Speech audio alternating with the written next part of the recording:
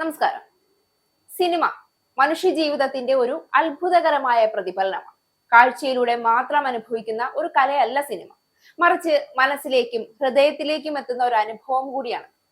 വെളിച്ചവും നിഴലുകളും ശബ്ദങ്ങളും സംഗീതവും ഒന്നായി ചേർന്ന് ഒരു കഥ പറയുന്ന ഈ കലാരൂപം കാഴ്ചയെ അനുഭവിക്കാനുള്ള രീതിയിലാക്കി മാറ്റും.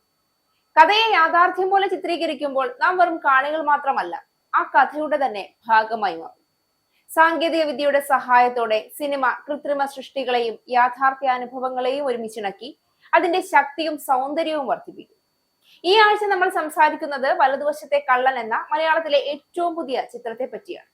ജിത്തു ജോസഫ് സംവിധാനം ചെയ്യുന്ന ഏറ്റവും പുതിയ മലയാള സിനിമ വലതുവശത്തെ കള്ളൻ മലയാള സിനിമാ പ്രേമികളുടെ പ്രതീക്ഷകളെ കൂടുതൽ ജ്വലിപ്പിക്കാൻ ഈ മാസം 30-ന് തിയേറ്ററുകളിൽ എത്തുകയാണ്.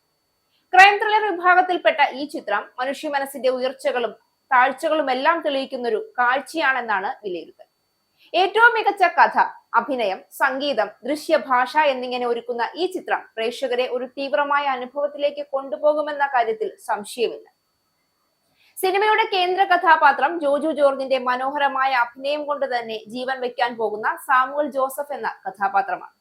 സാധാരണ മനുഷ്യന്റെ ജീവിതത്തിൽ അപ്രതീക്ഷിതമായി വന്നുപെടുന്ന ദുരന്തങ്ങൾ, കള്ളന്മാരുടെയും നിയമത്തിന്റെയും ഇടയിലുള്ള പോരാട്ടം, ആശങ്കകളും ആകാംക്ഷകളും എല്ലാം സിനിമയുടെ കഥാഗതിയെ വികസിപ്പിക്കുന്നു. വികാരങ്ങളുടെ സൂക്ഷ്മതയും മനുഷ്യ സ്വഭാവത്തിന്റെ ഇരുണ്ട വശങ്ങളും പ്രേക്ഷകരുടെ ഹൃദയത്തിൽ തൊടുന്ന വിധം അവതരിപ്പിച്ചിരിക്കുന്നു എന്നാണ് അണിയറ പ്രവർത്തകർ അഭിപ്രായപ്പെടുന്നത്. ബിജു മേനോന്റെ ആന്റണി ജേക്കബ് എന്ന പോലീസ് ഓഫീസറുടെ വേഷം കഥയ്ക്കൊരു ശക്തമായ ത്രില്ലർ ലെയർ നൽകുന്നുണ്ട്. ഈ രണ്ട് കഥാപാത്രങ്ങൾ തമ്മിലുള്ള സംഘർഷം സിനിമയുടെ രസതന്ത്രത്തെയും തീവ്രതയെയും വർദ്ധിപ്പിക്കുന്നു. ട്രെയിലർ പുറത്തിറങ്ങിയപ്പോൾ തന്നെ പ്രേക്ഷകർക്കിടയിൽ പ്രതീക്ഷകൾ ഉയർന്നു. രാത്രിയുടെ മങ്ങിയ വെളിച്ചത്തിലും തെരുവുകളിലെ പേടിപ്പെടുത്തുന്ന മറകളിലും ഇരുട്ടിലും സംഭവിക്കുന്ന കാര്യങ്ങൾ ഓരോ സീൻ കഴിയുമ്പോഴും ആകാംക്ഷ കൂട്ടുന്നു. സതീഷ് കുറുപ്പിന്റെ ഫോട്ടോഗ്രാഫിയും വിനായക് VS-ന്റെ എഡിറ്റിംഗും വിഷ്ണു ശ്യാമിന്റെ സംഗീതവും സിനിമയുടെ ആത്മാവിന് കൂടുതൽ ചാർജ് നൽകും. ലയോണ ലീഷോയ്, നിരഞ്ജന അനൂപ്, ഇർഷാദ് അലി, KR ഗോകുൽ തുടങ്ങിയ അനുബന്ധ കഥാപാത്രങ്ങളുടെ അഭിനയം കഥയെ കൂടുതൽ സമ്പന്നമാകും.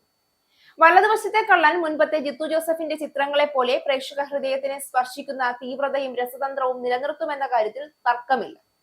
കഥാപ്രവാഹത്തിന്റെ തീവ്രത, കഥാപാത്രങ്ങളുടെ ആഴം, എല്ലാം ഈ ഘടകങ്ങളും ചേർത്ത് സിനിമയെ ഒരു മനോഹരമായ ത്രില്ലർ അനുഭവമാക്കി മാറ്റുന്നു.